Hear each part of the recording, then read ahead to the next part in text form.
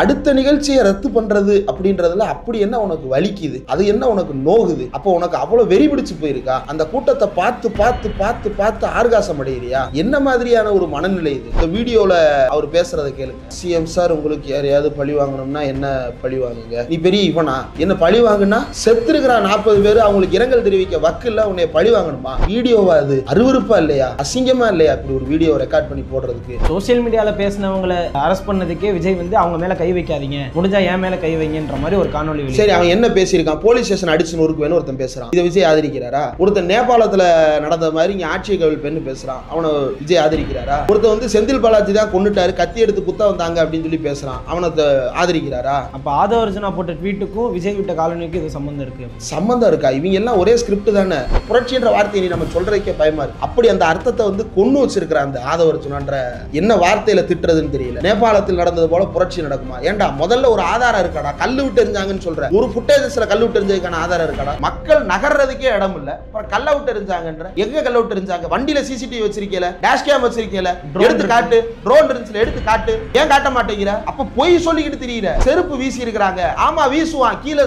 தன்னோட உயிரை சாவ கொடுத்து எவனோ ஒருத்தன் இப்படி கொன்னுட்டாங்களே அப்படின்னு சொல்லிட்டு அவனே எடுத்து வீசி இருப்பான். போலீஸ் என்கொயரி பண்றது தெரிய வரட்டும் யார் வீசினாங்கன்றத. தமிழ்நாடு அரசு உடனடியாக இந்த கட்சியை சேர்ந்த அத்தனை பேரையும், தலைமை நிர்வாகிகள் அத்தனை பேரையும் தூக்கி சிறைப்படுத்தணும். அவன் ட்வீட் போடணுன்றதுக்கான வெயிட் பண்ணிட்டு இருக்க தேவையில்லை. காவல்துறை கொடுத்த இன்ஸ்ட்ரக்ஷனை மீறி செயல்பட்டு இருக்காங்கல்ல, அதுக்கே முதல்ல தூக்கி உள்ள வைங்க. அந்த இன்ஸ்ட்ரக்ஷனை மீறினதுனால தான் இவ்வளவு பெரிய அசம்பாவிதம். பொது மன்னிப்பு கேட்கணும் விஜய். தமிழ்நாட்டு மக்களிடம் பொது மன்னிப்பு கேட்க வேண்டும். அது வரைக்கும் அவருக்கு எந்த விதமான பெர்மிஷனும் கொடுக்க கூடாது. அறிவினர்களுக்கு வணக்கம். இன்று நம்மோடு தோழர் இந்திரகுமார் தேரடி அவர்கள் இணைந்திருக்கிறார். அவரிடம் பேசுவோம். அண்ணா வணக்கம். வணக்கம். அந்த கரூரில் நடந்த அந்த துயரமான சம்பவம், 41 பேர் இறந்திருக்கிறாங்க. அது மிகவும் வருத்தம் தான். இப்போ அதுக்கு வந்து தாவேக்காவை சேர்ந்த யாருமே பதிலளிக்கலை அப்படின்ற ஒரு குற்றச்சாட்டு இருந்துச்சு. நேற்று விஜய் அவர்கள் வந்து ஒரு காணொலி வெளியிட்டிருக்கிறாரு. அதில் எனக்கு வருத்தமாக இருக்குது, உருக்கமாக இருக்குன்னு சொல்லியும் தாண்டி இன்னும் சில விஷயங்கள் சொல்லியிருக்காரு. அது விமர்சனத்துக்கும் உள்ளாயிருக்கு. நீங்கள் இந்த காணொலியை பார்த்தீங்களா? எப்படி இருந்துச்சு? விஜய் வெளியிட்ட அந்த காணொலியில் அவர் வருத்தத்தில் இருக்கேன்னு தான் சொன்னாரே தவிர, இவ்வளவு பேர் செத்து போனதுக்கு வருத்தம் தெரிவிக்கலை, இரங்கல் தெரிவிக்கலை, உங்களோடு நான் துணை நிற்கிறேன்னு சொல்லலை, கட்சி தோழர்களை உங்களுக்கு உதவி செய்யுங்கன்னு சொல்லலை. அது என்ன மனநிலைன்னா, நான் தான் அவனுக்கு 20 லட்ச ரூபா கொடுத்துட்டேன்ல, அப்புறம் என்ன அப்படின்ற ஒரு எகத்தாளமான, ஒரு திமிர்த்தனமான, பண்ணையார்த்தனமான ஒரு பாடி லாங்குவேஜ் தான் அந்த பேச்சு. ரெண்டாவது, ரொம்ப சினிமாத்தனமாக, எனக்கு தெரிஞ்சு ஒரு சாவுக்கு இரங்கல் தெரிவிக்கிறதுக்கு இவ்வளோ ஒத்திகை பார்த்த ஒரே நடிகை இந்த ஆளாக தான் இருப்பாருன்னு நினைக்கிறேன். அவ்வளவு கேவலமாக அந்த வீடியோ வந்து பேசி வெளியிட்டிருக்கிறாரு. 2 நாளாக 3 நாள் ஆச்சு. இப்போ வரைக்கும் தலைமை கழகத்திலேருந்து ஒரு அந்த வீட்டில் செத்தவங்க வீட்டுக்கு போய் கேதம் கேட்குறதுக்கு போகலை. இந்த கேதம் கேட்குறதுக்கு போகிறது ஏன் முக்கியம் அப்படின்றதெல்லாம் தாண்டி, அடுத்த நிகழ்ச்சியை ரத்து பண்ணுறது அப்படின்றதுல அப்படி என்ன உனக்கு வலிக்குது, அது என்ன உனக்கு நோகுது?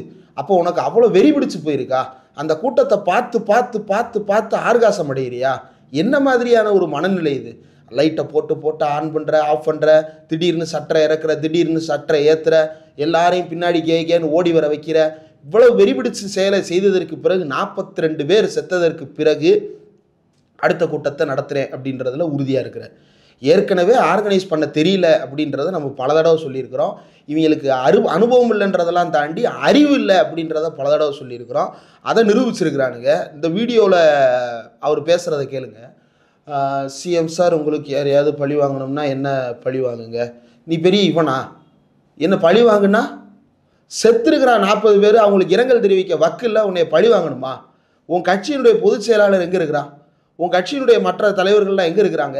ஏன் யாருமே இன்னும் ரோட்டுக்கு போய் அவங்கள பார்க்கல? ஏன்னா பார்க்க போனால் வண்டவாளம் தண்டவாளம் ஏறிடும். உனக்கு குற்ற உணர்ச்சி, நம்ம தான் அந்த கொலையை பண்ணிட்டோம், அதனால அங்கே போனோம்னா சரியாக இருக்காது, பிடிச்சி சட்டையை உலுக்கி கேள்வி கேட்பாங்க மக்கள். உன்னைய பார்க்க தானே வந்தான், என் பிள்ளை இப்படி செத்துட்டானே, இப்படி சாவு கொடுத்துட்டே அப்படின்னு சட்டையை பிடிச்சி உழுக்குவான்.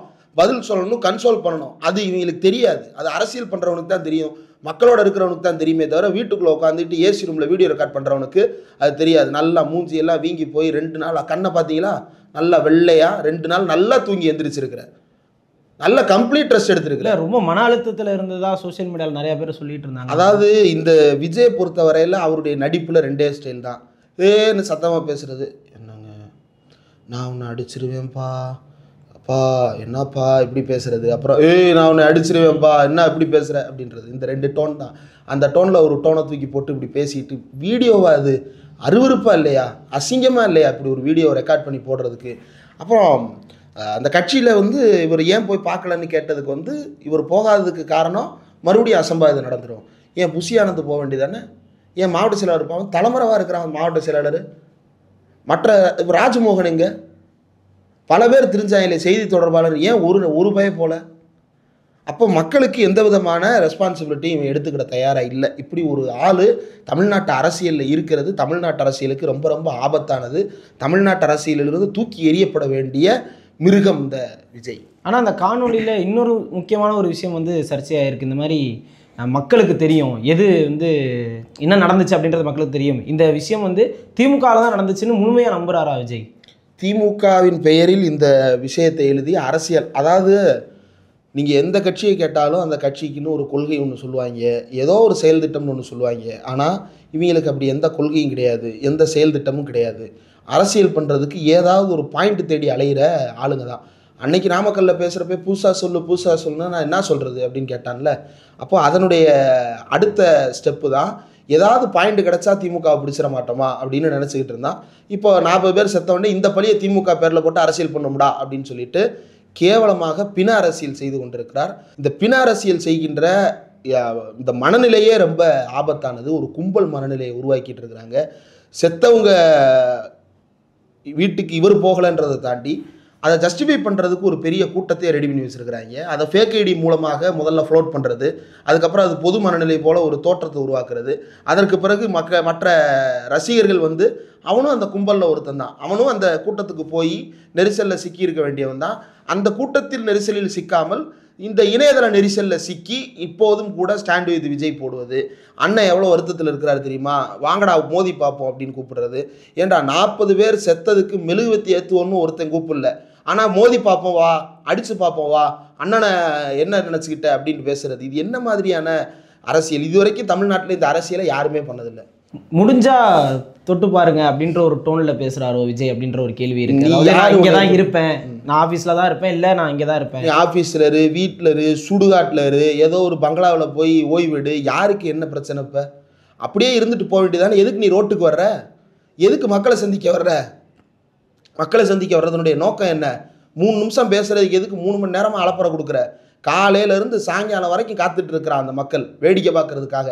அந்த வீடியோ ஃபுட்டேஜஸில் தெளிவாக இருக்குது. 6 மணிக்கு நல்லா நகர்ந்து செல்லக்கூடிய அளவுக்கு தான் அந்த இடத்துல கூட்டம் இருக்கிறது.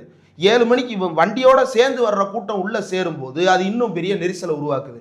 அப்போ கண்ணுக்கு முன்னாடி அவன் காலுக்கு கீழே கண்ணுக்கு முன்னாடி நடந்துகிட்டு இருந்த ஒரு விஷயத்த பச்சையாக பொய் சொல்லி கொண்டிருக்கிறார்கள். பேசிக்கிட்டு இருக்கும்போதே பிணங்களை தூக்கிட்டு போகிறாங்க கீழே, பேசிக்கிட்டு இருக்கும்போதே ஆம்புலன்ஸில் உள்ளே போய்கிட்டே இருக்குது. இது எல்லாத்தையும் கண்ணு முன்னாடி பார்த்தும் கூட வெட்கமே இல்லாமல் பொய் சொல்லக்கூடிய இந்த மனநிலை வந்து மிருக மனநிலை. அடுத்த கூட்டத்தை இவர் ரத்து செய்கிறத விட நீதிமன்றம் இவருக்கு இனிமேல் அனுமதி கிடையாது, மக்களை சந்திக்க கூடாது அப்படின்னு தடை விதிக்கணும். தமிழ்நாடு அரசு உடனடியாக இந்த கட்சியை சேர்ந்த அத்தனை பேரையும், தலைமை நிர்வாகிகள் அத்தனை பேரையும் தூக்கி சிறைப்படுத்தணும். அவன் ட்வீட் போடணுன்றதுக்காக வெயிட் பண்ணிக்கிட்டு இருக்க தேவையில்லை. காவல்துறை கொடுத்த இன்ஸ்ட்ரக்ஷனை மீறி செயல்பட்டு இருக்கிறாங்கல்ல, அதுக்கே முதல்ல தூக்கி உள்ள வைங்க. அந்த இன்ஸ்ட்ரக்ஷனை மீறினதுனால தான் இவ்வளோ பெரிய அசம்பாவிதம். அதுக்கே தூக்கி என்கொயரி பண்ணுங்க, தூக்கி உள்ள வைங்க. அருணா ஜெகதீசன் ஆணையத்தின் அடிப்படையில் உடனடியாக அந்த கட்சியினுடைய தலைவர், பொதுச் செயலாளர், பொருளாளர் உள்ளிட்ட தலைமை கழக நிர்வாகிகள் அத்தனை பேரும் சிறையில் அடைக்கப்படும். இல்லை, சோசியல் மீடியாவில் பேசினவங்களை அரெஸ்ட் பண்ணதுக்கே விஜய் வந்து அவங்க மேலே கை வைக்காதீங்க, முடிஞ்சால் என் மேலே கை வைங்கன்ற மாதிரி ஒரு காணொலி. சரி, அவன் என்ன பேசியிருக்கான்? போலீஸ் ஸ்டேஷன் அடிச்சு நொறுக்கு வேணும் ஒருத்தன் பேசுகிறான். இதை விஜய் ஆதரிக்கிறாரா? ஒருத்தன் நேபாளத்தில் நடந்த மாதிரி இங்கே ஆட்சியை கவிழ் பெண்ணு பேசுகிறான், அவனை விஜய் ஆதரிக்கிறாரா? ஒருத்தன் வந்து செந்தில் பாலாஜி தான் கொண்டுட்டாரு, கத்தி எடுத்து குத்த வந்தாங்க அப்படின்னு சொல்லி பேசுகிறான், அவனை ஆதரிக்கிறாரா? அப்போ ஆதவர்ஜனா போட்ட ட்வீட்டுக்கும் விஜய் விட்ட காலனிக்கும் இது சம்மந்தம் இருக்குது அப்படின்னு சம்மந்தம் இருக்கா? இவங்க எல்லாம் ஒரே ஸ்கிரிப்ட் தானே, ஒரே நிறுவனத்திலிருந்து பெறுகின்ற ஸ்கிரிப்டை தானே வெவ்வேறு வடிவத்தில் ப்ரெசென்ட் பண்ணுறானுங்க. இவங்க எல்லாருமே சங் பரிவார கும்பலினுடைய ஏஜெண்டுகள். அந்த சங் பரிவார கும்பல் இந்த கும்பலை வந்து வழிநடத்தி கொண்டிருக்கிறது. வெளிப்படையாக நீங்கள் இந்த இதில் பாருங்கள், அண்ணாமலை உள்ளிட்ட அத்தனை பேரும் விஜய்க்கு ஆதரவு, வானதி சீனிவாசன் விஜய்க்கு ஆதரவு, தமிழிசை சவுந்தரராஜன் விஜய்க்கு ஆதரவு, நயினார் நாகேந்திரன் விஜய்க்கு ஆதரவு, ஒன்றிய அரசு தரப்புலேருந்து இங்கே வேடிக்கை பார்க்க வந்தவன் விஜய்க்கு ஆதரவு. என்ன இவ்வளவு பேர் ஏன் விஜய்க்கு ஆதரவு தெரிவிக்கிறான்? கொள்கை எதிரின்னு சொல்கிற ஒருத்தன் ஏன் விஜய்க்கு ஆதரவு தெரிவிக்கிறான்? அப்போது கொள்கை அளவில் நாங்கள் வேறுபட்டவங்க, ஆனால் செயல்பாட்டு அளவில் நாங்கள் ஒன்றுபட்டவர்கள், நாங்கள் தான் உண்மையான கூட்டாளிகள் அப்படின்றத இந்த சாவு வீட்டில் நின்று பேரம் பேசுகிறான். அதனால தான் செத்தன்னைக்கு வீடியோ போடுறான், வாங்க என்டிஏவுக்கு வாங்க, நாங்கள் பாதுகாப்பை கொடுக்குறோம் அப்படின்னு சொல்லிட்டு. அப்போது முழுக்க முழுக்க அரசியல் லாபம் தேடுவதற்கான ஒரு கேம் பிளானாக இதை மாற்றி இருக்கிறார்கள். அருவருப்பான ஜீவன். இளைஞர்களை தூண்டுறாரா விஜய்? வாங்க போராட்டம் பண்ணலாம், என் மேலே கை வச்சா நீங்களாம் வாங்க, அப்படி ஏதாவது இளைஞர்களை தூண்டுறாரா? இல்லை, வெறியூட்டப்பட்ட ஒரு கூட்டத்தை அவர் விரும்புகிறாரு, ரசிக்கிறாரு, ஆர்காசம் அடைகிறார். அதில் நான் அந்த வார்த்தையை சொல்கிறதுக்கு எந்த விதமான தயக்கமும் எனக்கு கிடையாது. அவர் அப்படித்தான் நடந்து கொள்ளுகிறார். அந்த வெறியூட்டப்பட்ட கூட்டத்தை வைத்து எப்படியாவது ஒரு காட்டுமிராண்டித்தனத்தை நிகழ்த்துவது இதோடு நிற்காது.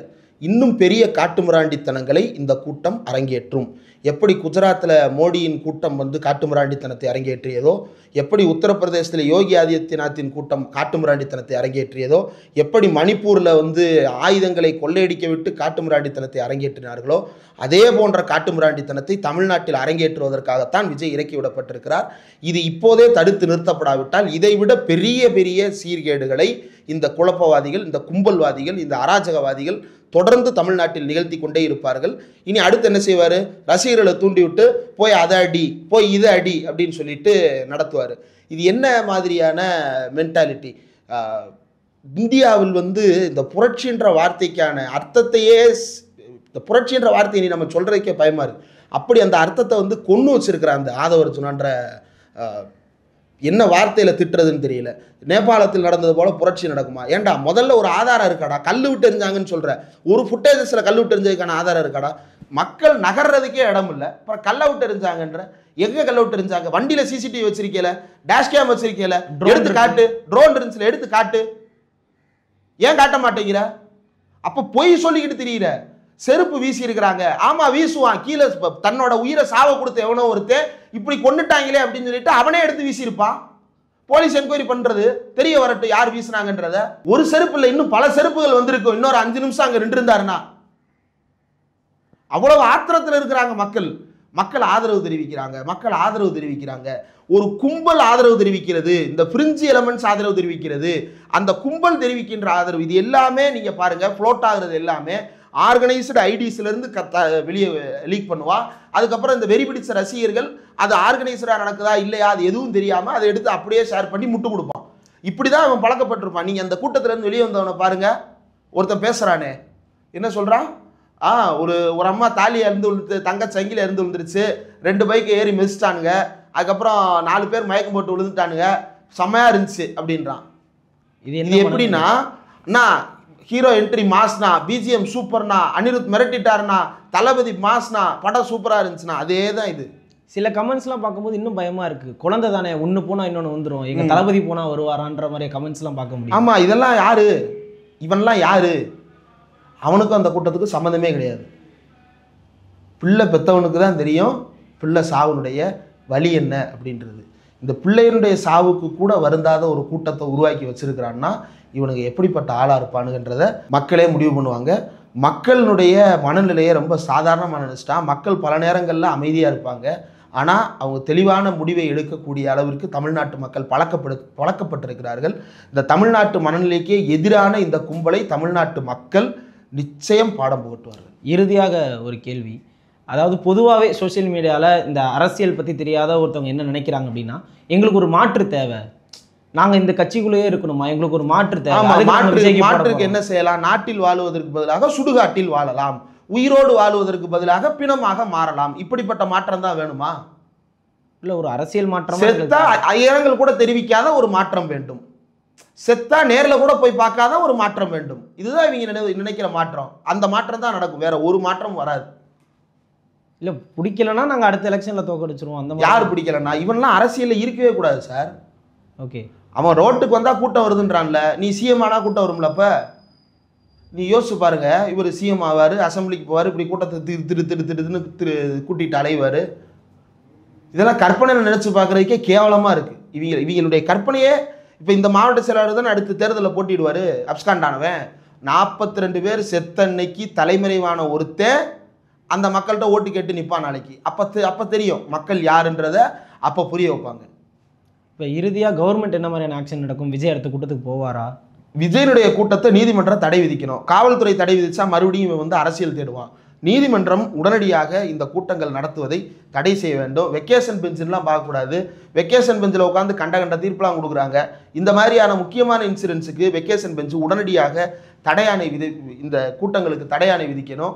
அப்போ தான் இவனுக்கு அடங்குவாங்க. இன்னும் 10-20 கூட்டங்கள் அடுத்து எத்தனை இருக்கோ அத்தனை கூட்டங்களும் ரத்து செய்யப்படணும். பொது மன்னிப்பு கேட்கணும். விஜய் தமிழ்நாட்டு மக்களிடம் பொது மன்னிப்பு கேட்க வேண்டும். அது வரைக்கும் அவருக்கு எந்த விதமான பெர்மிஷனும் கொடுக்கக்கூடாது. ஓகேண்ணா, ரொம்ப நன்றி. உங்கள் நேரத்தை ஒதுக்கி பல்வேறு விஷயங்களுக்கு தெளிவான பதில் அளித்தீங்க. ரொம்ப நன்றி.